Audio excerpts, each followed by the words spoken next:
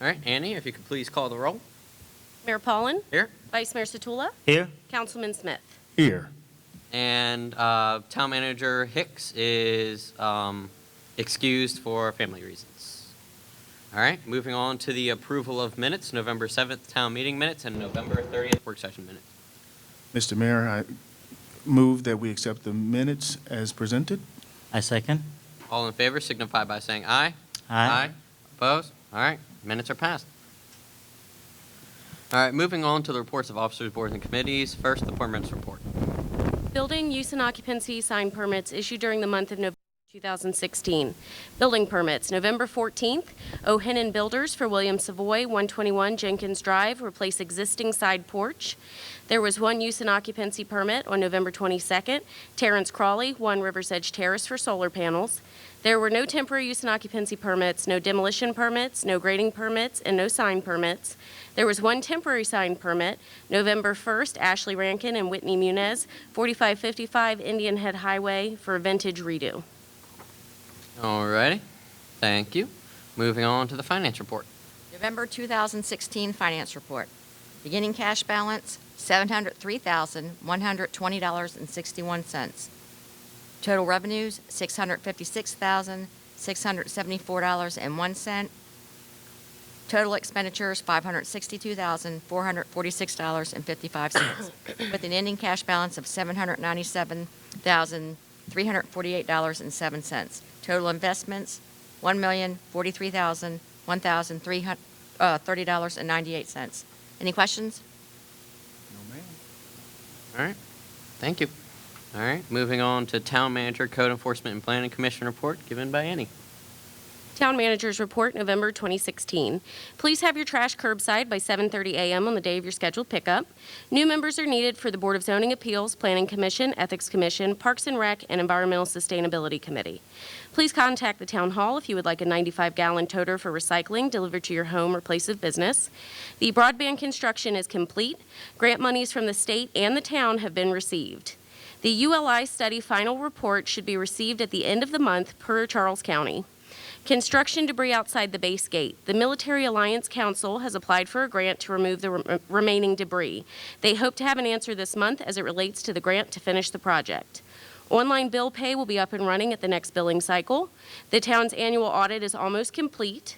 Public Works repaired a water main break along Indian Head Avenue last month. The leaf vacuum started on November 2nd. The truck will be deployed on Wednesdays of each week until January 1st or the first significant snowfall. The Town Hall will close at 12:30 on December 16th. There was no code enforcement report for the month of November. And the Planning Commission approved a sign for Vintage Redo at 4555 Indian Head Highway, and they set up a timeline for review of the draft comprehensive plan. All righty. Moving on to Parks and Rec and Environmental Sustainability Committee reports. Mr. Mayor, we have nothing to report this month. All right, sounds good. Moving on to the Bureau of Fire Prevention report. Good evening, Mayor, Town Council, citizens. For the month of October, since I missed last month, I'll try to get caught up a little bit here. We had 21 fire responses, 10 were within the town limits, 11 were mutual aid responses to Charles County and surrounding areas. The EMS unit had 30 emergency responses, and the department completed 120 hours of training through departmental drills and other formal education. For the month of November, 25 fire responses, 7 were within the town, 18 were mutual aid responses. The emergency medical service responded to 29 emergency calls, and we completed 150 hours of training through, again, drills and formal education. A couple updates. Everyone's seen on the schedule, December 23rd, hopefully 5:30, 6 o'clock. The man in the red suit will show up and we can leave the firehouse. All depends on his schedule. Just for an update, our president, Rick Bowie, has taken on the task and is now, or will be, installed as the president of the Charles County Volunteer Firemen's Association in January. So we're moving up and moving out and taking on other roles, not only here in the town, but in the county as well. The last thing, well, not the last thing, one other thing is I do have some renderings, some drawings of the ladder truck We have our final meeting Saturday morning at the firehouse, our final engineering meeting, just to make sure that everything is what it is, lights are where they're supposed to be, materials made of what it's supposed to be, just a formality. Seagrave is telling us probably late October, early November. 365 days is the normal. So again, depending on their schedule and how fast or how much time they have to actually put it together. I'll have this if anybody wants to take a look at it after the meeting. And the last thing I'd like to talk about is everybody knows this is a busy time of year. Family, food, shopping, all that stuff, trying to get the decorations up. So just be smart, be careful, think about what you're doing. If you're going to do a lot of cooking, don't leave the kitchen, stay there. If you're putting up lights inside, outside, if the lights are bad, go buy some new ones. Everybody's got them on sale right now. I just went to Lowe's last night. A lot of lights left at Lowe's. And the other thing is the department, of course, would like to wish everyone a happy and safe holiday, and we hope to see everyone in the town on the 23rd. Any questions? Thank you. Thank you. Moving on to community affairs. Coming up in the town, we have our annual tree lighting program, which is tomorrow, Tuesday, December 6th at 7 p.m. here in the Village Green Pavilion. Our holiday music will be provided from the bands and choruses from Indian Head Elementary School, General Smallwood and Henry E. Lackey. Refreshments, of course, Santa will arrive on the fire truck to kick off our official season. That is correct. Fire chief said, It's a free admission. Everyone is welcome. And it's a really fun time. Next, we have our 22nd year of gingerbread house making classes. Friday, December 9th from 6 to 10. Sunday, December 11th from 1 to 5 here in the Village Green Pavilion. Adults and children 5 years and older. I do still have some spots left in both classes. It's $13 for one person and one house set, or $15 for a pair. The fee includes one house set, icing bullets, and icing bags. Students bring their own decorations. Pre-registration and payment is required, so you can contact me on my cell, 240-375-4061, or Karen at townofindianhead.org. The Holiday Festival and Craft Fair is set for Tuesday, December 13th from 6 to 9 p.m. here in the pavilion. We have live entertainment this year featuring the Indian Head Parks and Rec dance troupe and the Southern Maryland line dancers. We'll have homemade refreshments, hot apple cider. Of course, the highlight of the evening, in addition to the entertainment, is the Painter family running antique trains display. Of course, Santa will be here, and you can have your photo taken for $1 each. Admission to and then the gingerbread house contest, of course. And we'll have crafters and vendors selling their wares. The admission is $1 at the door for all ages. It's a donation. It's that and the proceeds from the vendors all goes to NETS, the Neighbors Eager to Serve program. And then Saturday, December 17th, our community dinner and memorial ribbon ceremony from 6 to 8 here in the pavilion. It's a free community dinner open to the public. You can still place your ribbon orders, even though the original flyer says Monday, December 5th. You can do it as late as Friday, December the 9th if you'd like. It's a $2 donation per ribbon, or 6 for $10. And the ribbon purchase is not required to attend the community dinner. And that is done in conjunction with, co-hosted by the town and the Indian Head United Methodist Church. And from Lackey Indoor Pool, Suleiman sends his regards. He wasn't able to be here tonight, but he dropped this off and asked me to announce this. The Swimming with Santa is on December 17th from 2 to 4 p.m. Whether you've been naughty or nice, bring your swimsuit. Please bring your swimsuit. And join Santa in the pool for holiday fun and games. Activities include above water or submerged picture with Santa, water games, and an arts and crafts station. Pictures with Santa begin at $2.15, and it's $5 per person. And from other community event news, there's a free community movie night that's beginning on Saturday, December 11th. Family movies every second Sunday afternoon at the Black Box Theater. Free refreshments. It's from 5 to 7 p.m. It's sponsored by the Heart Cry Church, and they are located in the Black Box Theater every Sunday. And from the Indian Head Center for the Arts, for December at the Black Box Theater, they are pleased to present their performance schedule. They are a performing arts group dedicated to bringing professional entertainment and culture to the community and region. They are looking for everybody's support. Come hear the music play, as said, in cabaret. Never seen a live performance. It's thrilling for youth and adults. Of course, every Sunday, again, from 11 to 1 p.m., the Heart Cry Church is there. December 9th and 10th, the Port Tobacco Players present God of Carnage. Tickets are $18 for adults, $15 for seniors, and the youth through high school and military can purchase at www.ptplayers.com. That show is at 8 p.m. on the 9th and the 10th. On December 16th, they have a holiday sing-along and open mic. Tickets are $10 at the door, and that begins at 7 p.m. December 17th at 7:30, there's a Comedy with a Cause featuring Marcus Brown. New series of comedy shows to benefit local charities. Tickets are $20 at the door or online. And December 18th, an afternoon of children's plays featuring Snitches and the Fisherman and His Wife. Tickets are $5 for children under 15, $7 for adults, and they're sold at the door, and that performance is at 3 o'clock. For more information, you can call Pam at 301-743-3040 or go to their website at indianheadblackbox.org. And of course, the marquee is on the front of our building. Any questions? I think I covered everything. Good. Thank you very much. All right, moving on to community policing. Good evening, everybody. Let's see. The first thing to go over is I have to commend the town. They've been doing everything that I've advised them to be doing. And, well, without jinxing us, we've been very fortunate on our crime stats. We've been very good. But during this time, I should also say that we should keep up the good work.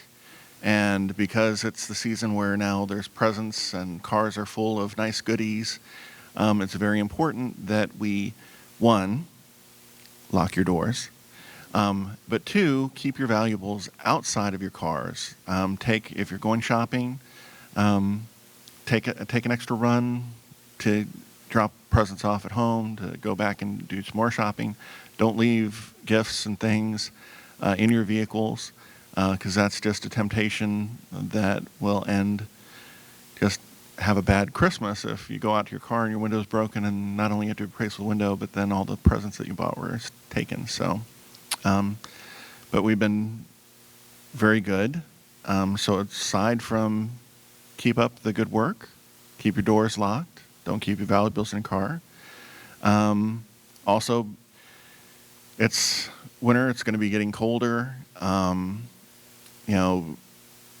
When you go outside to warm up your vehicles and before you go off to work, don't leave them unlocked and running, because you can come out to get ready to go to work and your car can be gone.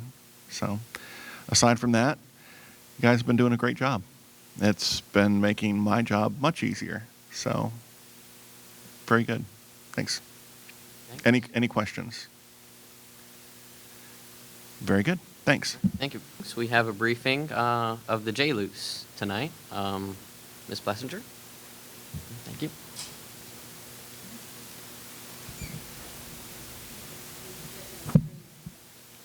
Good evening, Mayor and Council and citizens of Indian Head. My name is Amy Blessinger, and I'm a planner with the Charles County Government, and I'm the project manager for the Indian Head Joint Land Use Study. I also want to acknowledge from the Indian Head base today are Jaron Hayes and Tommy Wright. Oh, that would make more sense. The purpose of the Joint Land Use Study is to promote compatible civilian development patterns near military installations using local planning processes, to protect the viability of current and future missions at NSF Indian Head, while also sustaining health, safety, and economic development of the community.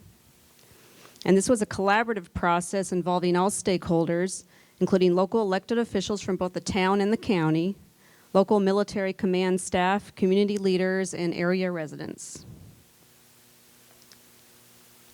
So the compatibility issues that were reviewed during the study were a pretty broad range of issues that are typically looked at during other, other joint land use studies. Many bases in the area have already completed these, including Dahlgren, Quantico, Blossom Point, Pax River, Andrews Air Force Base. So this is one in a long line of joint land use studies. And these are done all over the country, by the way. They're funded by the Department of Defense. So this was a 100% grant-funded project. So I won't read all of these, but just to show you the broad spectrum of issues that were looked at for compatibility between the base and the community. Everything from, noise, vibration, unexploded ordnance, marine resources, water supply and water quality, marine resources, impact from the blast impulses, vibration, transport of hazardous materials to and from the base, and et cetera.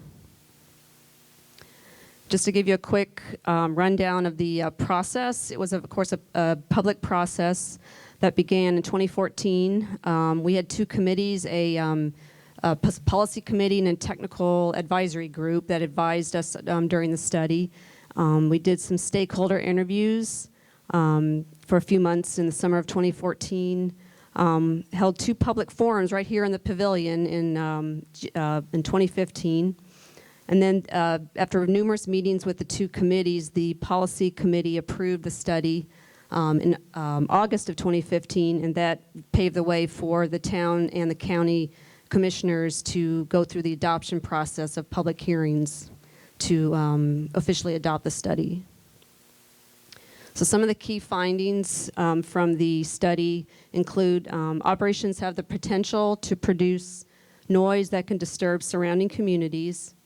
Future residential growth, especially around the Stump Nook Annex part of the base, could put pressure on the base to, curtail their operations.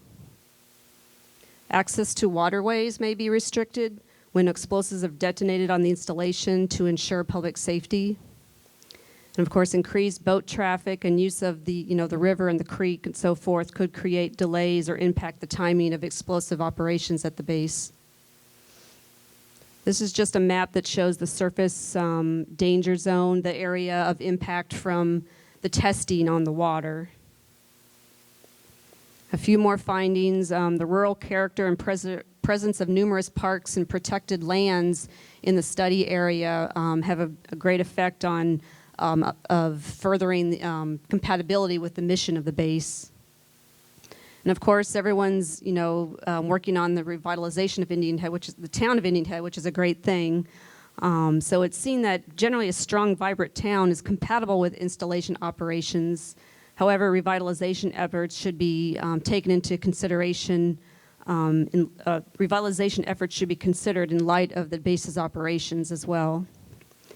And the other finding was that groundwater use is limited due to aquifer drawdown, which impacts both the town and the base. Increased development in the aquifer could, influence water availability and put more pressure on the Navy to find alternative water sources. So now I'll go through the recommendations of the study. First of all, improving interagency coordination. We plan to, as soon as the study is adopted, we plan to put together a JLUIS implementation work group to monitor the progress of implementation of the recommendations. Integrating the base into the county and the town planning processes, and of course meeting regularly to discuss compatibility issues. Also increasing awareness of the base's mission, updating or expanding the real estate disclosures that are given to prospective buyers of homes in the area, distributing noise notifications, and providing information to boaters so that they know when testing is going to be going on. Then coordination of land use planning is very important as well. Enhancing coordination between the town, the Navy, and the county, which we already do. We already have a great relationship among the three entities, but there could always be room for improvement. And of course, developing a process for Navy review of development. That's, anytime development applications come in that are near the base, it's good to let the base know that it's happening and give them a chance to give some input, or at least make them aware of it. And I'll show you in a minute, the study developed a military awareness area, which is a boundary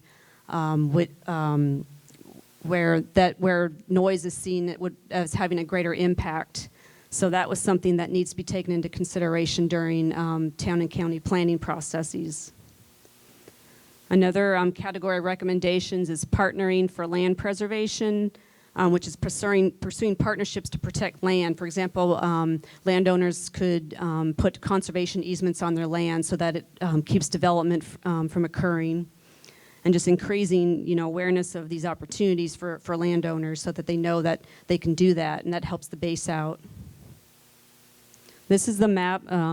I'll show you the boundary.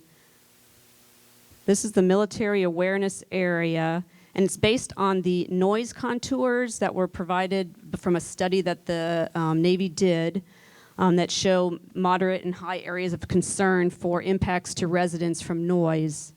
So this military awareness area was developed so that we can increase our coordination in that area to help reduce impacts.